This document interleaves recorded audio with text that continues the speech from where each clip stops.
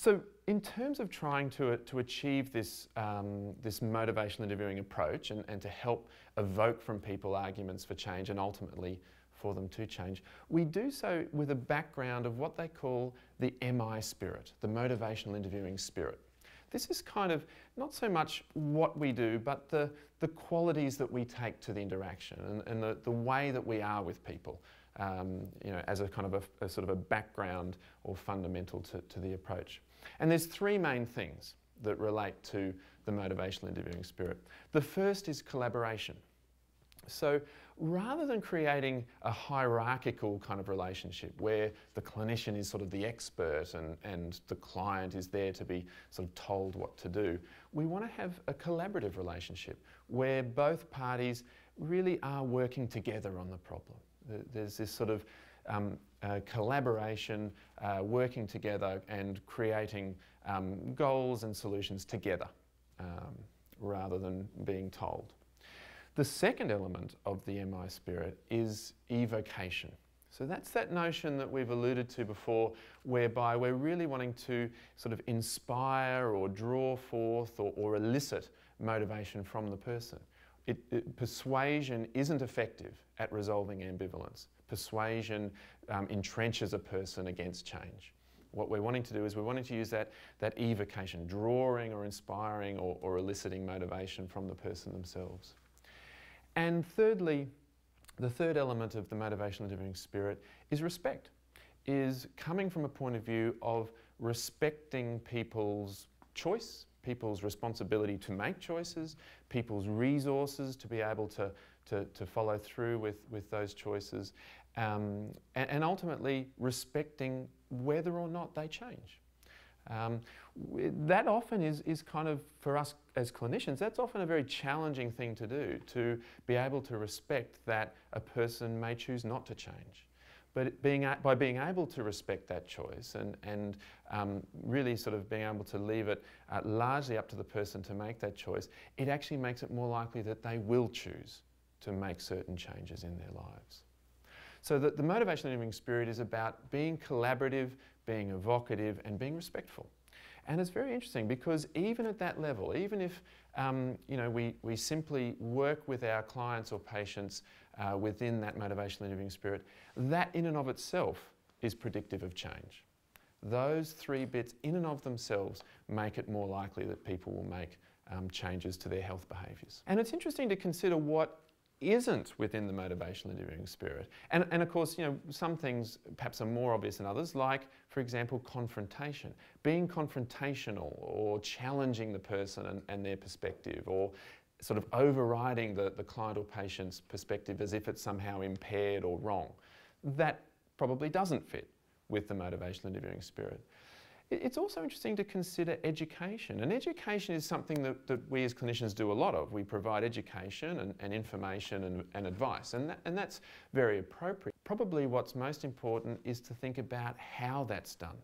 If we're giving education or information in a way that simply assumes that the client themselves, you know, just lacks the knowledge or doesn't have the insights and we're kind of imparting that onto them, then that probably doesn't fit with the motivational interviewing spirit.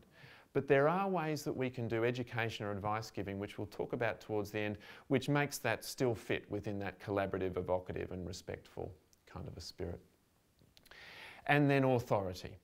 One of the traps I think that we can fall into sometimes as clinicians is known as the expert trap, where we are kind of the expert and we start to tell the client or the patient what they should do. Telling them what they should do you know, often can evoke resistance. Not always. Sometimes you know, direct and clear advice is quite important and motivational. We just have to watch that expert trap where we start to sort of fall into the trap of telling people what to do. So we have this, first of all, this MI spirit, this motivational interviewing spirit, where we try to be collaborative, evocative and respectful and avoid some of the confrontation, some of the expert trap and those sorts of things. And then there's a few key things that we have in the back of our mind that we're trying to achieve as we go along with people. Four general principles, I guess, of things that we're trying to do as we go along. The first is to express empathy. So I mentioned that a little bit before. That's that notion of really trying to use the Rogerian skill of reflective listening, of being able to show empathy and understanding for the person's perspective, and thereby helping them to explore their ambivalence. Secondly, we're trying to develop discrepancies. One of the things that seems to be quite motivational for people is when they start to consider how certain behaviours fit with who they want to be. And if there's a misfit there, if there's a discrepancy between certain behaviours and the person that they want to be, then that can help get them over the line for change. For example, a person who might be drinking might start to think, well, spending all that time in the pub doesn't fit with the kind of father I want to be, because it means I'm not at home as much as I'd like. So that would be an example of developing a discrepancy that helps to start to get the person thinking about their behaviour.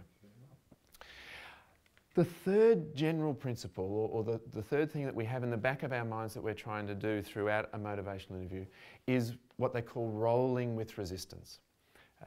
Remember before we were saying that resistance actually can predict a less likelihood of change. The more resistant a client is being with us, the less likely they might change. So we're really wanting to try to roll with resistance, and that means not kind of argue against it or fight against it or butt up against it, but instead, if we hear something resistant from our clients, something against change, then we sort of roll with that. We might reflect it or kind of listen to it or validate it. We don't argue against it. Arguing against resistance just elicits more resistance. And the fourth general principle, I guess, the thing that we have in the back of our minds to be trying to achieve with clients, is supporting self-efficacy. People are less likely to make changes if they don't believe they can. If they don't believe they're able to do so, then they're much less likely to actually get over the line with change. So all the time we're looking for opportunities to support self-efficacy, build confidence, build hope, and those sorts of things. So on top of this MI spirit that we've talked about, we try to have in the back of our minds these four things, which are trying to express empathy, being empathic about the person and their position, developing discrepancies between certain behaviours or health behaviours and who they want to be, avoiding arguing with the person and rolling with resistance, and supporting self-efficacy.